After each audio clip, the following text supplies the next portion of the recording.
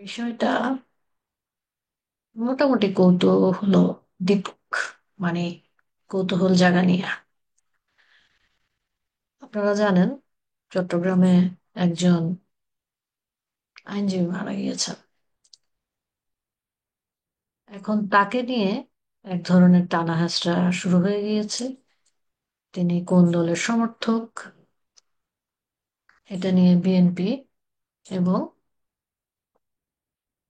জামায়াতের টাগ-অফ-ওয়ার চলছে। দেখেন, আপনারা যদি স্ক্রিনটা দেখতে পারেন, নিহত সাইফুলকে দলীয় কর্মী দাবি করে বিএনপি জামাতের টানাহেঁচড়া। দেখা যাচ্ছে 2023 সালের একটা কাগজ, সেখানে তাকে 14 নম্বর সদস্য করা হয়েছে বিএনপির লিগ্যাল এইডের। নিউজটা ইন্টারেস্টিং এই কারণে আমি আপনাদেরকে বলছি। দেখেন, এখানে যে বিএনপি জামাতের যে পেইড সংস্থা আছে, আমরা বলি স্বায়ত্তশাসিত ফেসবুকের গুজব শনাক্তকারী সংস্থা, তারা বলছে তাদের অনুসন্ধানে বেরিয়ে এসেছে, প্রতিবেদনে জানিয়েছে নিহত সাইফুল বিএনপির কর্মী। ফ্যাক্ট ডিটেক্টরের নিজস্ব ফেসবুক পেজে এ বিষয়ে লিখেছে, নিহত আইনজীবী সাইফুল ইসলাম আলিফ জামাত ইসলামীর কর্মী নয়, সে বিএনপি সদস্য। এ সংক্রান্ত গত 8-10-2023 স্বাক্ষরিত চট্টগ্রাম দক্ষিণ জেলা বিএনপি লিগ্যাল এইড কমিটির একটি দলীয় প্যাড ফ্যাক্ট ডিটেক্টরের হাতে এসেছে। সেখানে তাকে লোহাগড়া উপজেলা বিএনপির লিগ্যাল এইড কমিটির 14 নং সদস্য হিসেবে চিহ্নিত করা হয়েছে।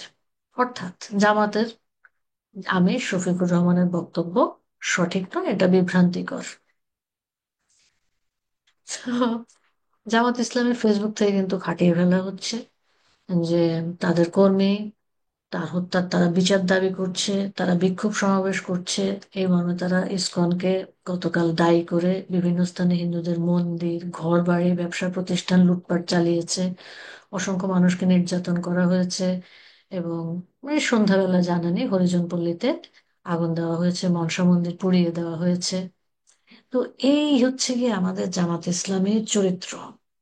প্রতিটা বিষয়ে মিথ্যাচার, বিভ্রান্তি, নিজেদেরকে ছদ্মবেশে রাখা, এটা হচ্ছে গিয়ে তাদের একটা চরিত্র, ক্যারেক্টারিস্টিক্স। তারা সেই 1971 থেকে এই ধরনের ক্যারেক্টারিস্টিক্স নিয়ে চলছে, এবং আমাদের বোকা জনগণ জামাত ইসলাম সমান সমান ইসলামকে সমর্থক করে দেখে নানা রকমের উস্কানিতে পা দিয়ে তাদের নিজেদের প্রতিবেশী, নিজেদের ভাই বোনদের উপরে আক্রমণ শানাচ্ছে। তো এদিকে বিএনপি জামাতের এই লাশের রাজনীতি নিয়ে সামাজিক যোগাযোগ মাধ্যমে চলছে ব্যাপক সমালোচনা। সাব্বির রহমান নামের একজন লিখেছেন, এখানে দ্বিধার কোনো কারণ দেখি না। জামাত শিবিরের লোকজন দীর্ঘ 16 বছর আওয়ামী লীগ ছাত্রলীগের ভেতরে আত্মগোপন করেছিল ছদ্মবেশে। আগস্টের 5 তারিখের পর তারা আত্মপ্রকাশ করেছে। বিএনপিতেও তারা ছিল, আছে। অ্যাডভোকেট সাইফুলও হয়তো জামাতের কর্মী হিসেবে বিএনপি কমিটিতে ঢুকেছিল, এটাই সায়েন্স। দেখেন, পুরা একটা জিনিস কি হয়েছে, শেষ পর্যন্ত একটা স্যাটায়ারে পরিণত হয়েছে একজন মানুষের জীবনদান। সে যেভাবেই মারা যাক, সে আক্রমণ করতে গিয়ে মরেছে বা পালাতে গিয়ে মরেছে বা পরিস্থিতির শিকার হয়েছে, কিন্তু পুরো জিনিসটা একটা জোকারিতে পরিণত হয়েছে জামাত এবং বিএনপির টানা হেঁচড়াতে।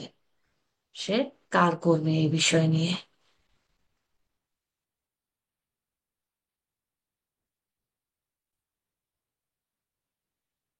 একটা গুরুত্বপূর্ণ বিষয় আমি আপনাদের দৃষ্টি আকর্ষণ করার জন্য বলছি। দেখেন, ব্রিটিশ গণমাধ্যমে একটা প্রতিবেদন এসেছে যে ইউনূস সরকার ও ইসলামিস্টরা যৌথভাবে সংখ্যালঘুদের নিপীড়ন চালাচ্ছে। এটা যুক্তরাজ্য প্রতিনিধি জানিয়েছেন। বাংলাদেশের হিন্দু ধর্মীয় জনপ্রিয় সন্ন্যাসী চিন্ময় কৃষ্ণ দাসকে গ্রেফতারের প্রতিবাদে তার সমর্থকেরা ব্যাপক বিক্ষোভ করলে ইউনূস সরকার ও ইসলামিস্টরা যৌথভাবে সংখ্যালঘুদের নিপীড়ন চালিয়েছে বলে সংবাদ প্রকাশ করেছে ব্রিটেনের প্রভাবশালী পত্রিকা দ্য ইন্ডিপেন্ডেন্ট। দ্য ইন্ডিপেন্ডেন্ট এই সংবাদটি প্রকাশ করেছে। দ্য ইন্ডিপেন্ডেন্ট তাদের প্রতিবেদনে বলেছে, সংখ্যালঘু হিন্দু সম্প্রদায়ের নিরাপত্তা ও অধিকার নিয়ে প্রচারণা চালানোর কারণে হিন্দু সন্ন্যাসী চিন্ময় কৃষ্ণ দাস দেশদ্রোহিতার অভিযোগে গ্রেফতার হন। তার জামিন আবেদন নাকচ হওয়ার পর সমর্থকেরা ব্যাপক বিক্ষোভ করলে ইউনূস সরকার ও ইসলামিস্টরা যৌথভাবে সংখ্যালঘুদের উপর হামলা চালায়। দ্য ইন্ডিপেন্ডেন্ট আরো লিখেছে, যেখানে ইউনূস নেতৃত্বাধীন অন্তর্বর্তী সরকারের অধীনে ধর্মীয় সংখ্যালঘুদের উপর পরিস্থিতির অবনতির কথা বলা হয়েছে। প্রতিবেদনটিতে বর্তমান সরকার এবং ইসলামিক দলগুলোর মধ্যে বাড়তে থাকা সম্পর্কের দিকে ইঙ্গিত করেছে। ইসলামিস্ট এই গোষ্ঠীটি ধর্মীয় সংখ্যালঘু, বিশেষ করে হিন্দুদের বিরুদ্ধে সহিংসতা উস্কে দেওয়ার অভিযোগে অভিযুক্ত। এটা মোটামুটি বড় প্রতিবেদন। সেখানে কি বিভিন্ন রকমের জিনিস তুলে ধরা হয়েছে, বাংলাদেশের সংখ্যালঘুদের সাথে কি হচ্ছে এবং চিন্ময়কে কিভাবে গ্রেফতার করা হয়েছে। এবং বলা হচ্ছে যে হাসিনার পদত্যাগের পর 2000-এরও বেশি হামলার ঘটনা ঘটেছে হিন্দু সম্প্রদায়ের উপর। ইসকন তাদের প্রতিবেদনে কৃষ্ণদাসের বিরুদ্ধে আনা অভিযোগকে অমূলক এবং অবিচারমূলক বলে অভিযুক্ত করেছে। ভারতের পররাষ্ট্র মন্ত্রণালয় কৃষ্ণদাসের গ্রেফতার এবং বাংলাদেশে ধর্মীয় সংখ্যালঘুদের উপর চলমান আক্রমণের বিষয়ে উদ্বেগ প্রকাশ করেছে। যতটা উত্তেজনা বৃদ্ধি পাচ্ছে, বাংলাদেশের ধর্মীয় এবং রাজনৈতিক পরিবেশ আরো অস্থির হয়ে উঠছে এবং হিন্দু সম্প্রদায়ের নিরাপত্তা ও অধিকার নিয়ে উদ্বেগ বাড়ছে। এটা তো সত্যি কথা, হিন্দু সম্প্রদায়ের কোনো রকমের নিরাপত্তা আমরা দিতে পারছি না। ওদিকে প্রিয়াঙ্কা গান্ধীও একটা স্টেটমেন্ট দিয়েছেন। তো দেশে বিদেশে আমাদের যে ভাবমূর্তি আমরা বলি, ভাবমূর্তিটা কেমন দাঁড়াচ্ছে সেটা আমাদের কাছে সহজেই অনুমেয়। এই ভাবমূর্তি সহসা উম পরিবর্তিত হবে বা উন্নতির দিকে যাবে এরকম কোনো লক্ষণ আমি দেখি। এখন দেখবেন হচ্ছে মির্জা ফখরুলের একটা 54 সেকেন্ডের ভিডিও। দেখেন উনি কি বলছেন। যে প্রাণ যে দিল, এত যে গেল, এত যে দিলাম আমরা, তার ফলশ্রুতি কি এই বাংলাদেশ? আমরা এটাই দেখতে চেয়েছি যে 3 মাস হয়নি, এখনই রাস্তায় রাস্তায় লড়াই শুরু হয়েছে। 3 মাসও যায়নি, এখন একজন আরেকজনের বুকে রক্ত জড়াচ্ছে।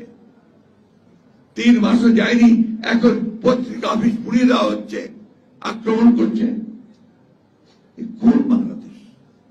আমরা কি 5 তারিখের আগে এই বাংলাদেশকে চিনতাম?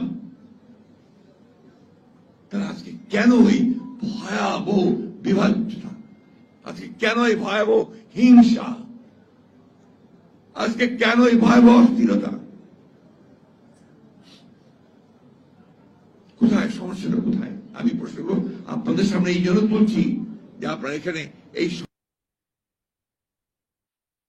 এই হচ্ছে কি মোটামুটি দেশের অবস্থা। মির্জা ফখরুল উনি একজন প্রবীণ রাজনীতিবিদ, বিএনপির রাজনীতিবিদ। উনি পর্যন্ত বলছেন যে 3 মাসে দেশের অবস্থা ভয়াবহ হয়ে দাঁড়িয়েছে এবং 5ই আগস্টের আগে এরকম অবস্থা দেশের অনেক দেখেন নাই। আপনাদেরকে আরেকটা মজার বিষয় বলি। আপনারা জানেন যে চিটাগংয়ে যে অ্যাডভোকেট মারা গেলেন, তিনি মারা যাওয়ার সাথে সাথে সেখানে আমাদের সমন্বয়ক বলি বা যাই বলি, এই সার্জিস এবং হাসনাত চলে গেল। তারা সেখানে জানাজায় অংশগ্রহণ করেছে, সেখানে তারা বিভিন্ন রকমের বক্তব্য দিয়েছে। তারা আসার পথে নাকি তাদের গাড়িকে কে জানি মেরে দিয়েছে। তারা অ্যাক্সিডেন্ট করতে করতে বেঁচে গিয়েছে। তো তাদের গাড়ির ছবিটা আপনারা ইতিমধ্যে নিশ্চয়ই দেখেছেন, আমি আর সেটা দেখালাম না। এটার একটা ব্যাখ্যা একজন দিয়েছেন যে গাড়ির সামনের বাম পাশের অংশ ক্ষতিগ্রস্ত হয়েছে। উল্টো পাশ থেকে ট্রাকটি এলে অবশ্যই গাড়ির সামনের ডান পাশ ক্ষতিগ্রস্ত হতো। উল্টো পাশ থেকে আসা ট্রাক কোনোদিনই গাড়ির বাম পাশ ক্ষতিগ্রস্ত করতো না। পেছন থেকে কোনো ট্রাক এসে চাপা দিলে গাড়ির পেছনের অংশ ক্ষতিগ্রস্ত হতো। ছবিতে পেছনের অংশ ক্ষতিগ্রস্ত হওয়ার কোনো প্রমাণ নেই। গাড়ির সামনের বাম পাশ ক্ষতিগ্রস্ত হয়েছে, এর সহজ সরল মানে হচ্ছে গাড়ির ড্রাইভার সামনের কোনো ট্রাককে ওভারটেক করতে গিয়ে ট্রাকের পেছনে আঘাত করেছে। তো এটা হচ্ছে কি তাদের পাবলিক সিম্পেথি গেইন করার জন্য নাটক। তারা এই ধরনের নাটক বরাবর করে আসছে। তাদের যেহেতু লাশের রাজনীতি, লাশ আহ, না থাকলে তাদের রাজনীতি গরম হয় না। তারা জুলাই আগস্ট মাসেও যা করেছে, যখনই দেখেছে তাদের জনপ্রিয়তা কমে যাচ্ছে, মানুষের মধ্যে তাদেরকে নিয়ে বিরক্তি তৈরি হয়েছে, তখনই তারা চিটাগাং এ একটা লাশ ফেলার ব্যবস্থা করেছে। এবং এখন তাদের গাড়ি অ্যাক্সিডেন্ট করেছে বা কেউ তাদের গাড়িতে ট্রাক লাগিয়ে মেরে ফেলতে চেয়েছে, এই ধরনের একটা সিচুয়েশন তৈরি করেছে যেন সবাই আমরা বলতে থাকি আহারে বাবারে ছোট বাচ্চাগুলা, ওদেরকে কেন এরকম করা হচ্ছে। এগুলা সব আফসোস লীগদের ষড়যন্ত্র বা বিরোধী দলের ষড়যন্ত্র। তাদের বিরোধী দলকে আমরা কিন্তু সেভাবে বলতে পারি না, কারণ দেশ থেকে তারা সকল ধরনের বিরোধী দল অলরেডি উৎপাটন করে ফেলেছে। তারপরেও কিন্তু তাদের ভয়ের জায়গাটা অনবরত ক্রিয়াশীল আমরা দেখতে পাচ্ছি। তারা ভয় পাচ্ছে, তারা ভয়ে আতঙ্কে নানা রকমের উদ্ভট কাজ করছে, এবং তারা এই জিনিসটাকে লিঙ্গার করতে চাচ্ছে ফেব্রুয়ারি মাস পর্যন্ত, কারণ ফেব্রুয়ারির আগে তারা রাজনৈতিক দল হিসেবে নিবন্ধন করে আসার জন্য যে গোছগাছ সেটা করে উঠতে পারছে না। এবং সবচেয়ে মজার ব্যাপার হচ্ছে, আমাদের শেয়ার মার্কেট কিন্তু প্রতিদিনই পতনশীল। আগে যেটা আমরা বলতাম দরবেশ বাবা বা সালমান এফ রহমান করেছে, এখন কোন দরবেশ বাবা করছে আমরা জানি না। এবং আমরা যেন এগুলো জানতে না পারি, এগুলো নিয়ে যেন প্রশ্ন না উঠাতে পারি, সেজন্য আমাদেরকে নানা বিষয় ব্যতিব্যস্ত রাখা হয়। আমাদেরকে আজকে সংখ্যালঘু নির্যাতন দেওয়া হয়, কালকে কলেজের ঝামেলা দেওয়া হয়, পরশু আমদানির জায়গা বন্ধ করে দেওয়া হচ্ছে, সীমান্ত বন্ধ করে দেওয়া হচ্ছে। আমরা এগুলো বিভিন্ন বিষয় নিয়ে আম, সবসময় ব্যতিব্যস্ত আছি। হ্যাঁ, আমাদের কিন্তু জীবনে কোনো স্থিরতা নাই। আমরা কোনো স্থির ধীর কোনো অবস্থা দেখতে পাই না। এবং আমাদেরকে সারাক্ষণ বলা হচ্ছে নাকি কোন কোন শত্রুপক্ষ নাকি এই জনপ্রিয় সরকারকে ব্যর্থ করার জন্য নানা রকমের ষড়যন্ত্র করে যাচ্ছে, নানা কিছু করে যাচ্ছে তাদেরকে ব্যর্থ করার জন্য।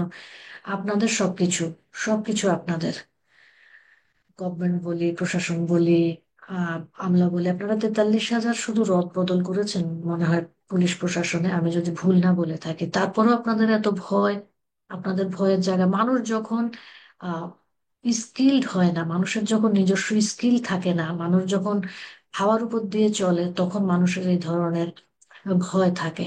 আপনাদের একটা লোকও স্কিল্ড না, এফিশিয়েন্ট না। আপনাদের ইনএফিসিয়েন্সি, ইনকম্পিটেন্সি, এগুলো লুকানোর জন্য আপনারা প্রতিনিয়ত বিভিন্ন ধরনের নাটক করে যাচ্ছেন। এই যে সার্জিসদের গাড়ি নিয়ে যে নাটকটা করলেন, এটা কোনো প্রয়োজন ছিল না সত্যিকার অর্থে। নিজেরা গাড়ি অ্যাক্সিডেন্ট করেছেন, এটা স্বীকার করার মধ্যে কিন্তু একটা মাহাত্ম্য আছে। তো আপনারা কি করবেন আপনারা জানেন। দেশের মানুষকে একটু শান্তি দেন। এই মিথ্যা কেস, মিথ্যা নাটক এগুলো আর করেন না। এগুলো দেখতে দেখতে আমরা ক্লান্ত। আমরা কনস্ট্রাকটিভ কিছু দেখতে চাই। আমরা দেখতে চাই যে দেশটা আবার চলা শুরু করেছে। এই স্থবিরতা আর নেওয়া যাচ্ছে না। আপনারাও কাজে ফিরেন, আমাদেরকেও কাজে ফিরতে দেন। এই স্কুল কলেজ কলেজ তো বন্ধ করে দিচ্ছেন একের পর এক। ইউনিভার্সিটি গুলোতে কি হচ্ছে, প্রাইভেট গুলো ছাড়া পাবলিক, সেগুলো আপনারা বলতে পারবেন। আপনাদের মনে হয় শেষ পর্যন্ত শুধু মাদ্রাসা কার্যকর থাকবে আর সব বন্ধ করে দিবেন। আল্লাহ বলতে পারে আপনাদের মনের ভিতরে কি আছে, সেটা তো আর আমি বলতে পারবো না। তো যেগুলো মানুষের স্বাভাবিক জীবনযাপন, সেই উপাদানগুলো যদি আল্লাহর ওয়াস্তে একটু ছেড়ে দিতেন, দেশকে যদি একটু ধীর স্থির করতেন, আমরা একটু শান্তি পেতাম। আপনি শান্তিতে নোবেল পাওয়া মানুষ, আপনাকে শান্তিতে না, আপনাকে অশান্তিতে নোবেল দিয়ে দেওয়া দরকার, সত্যি কথা।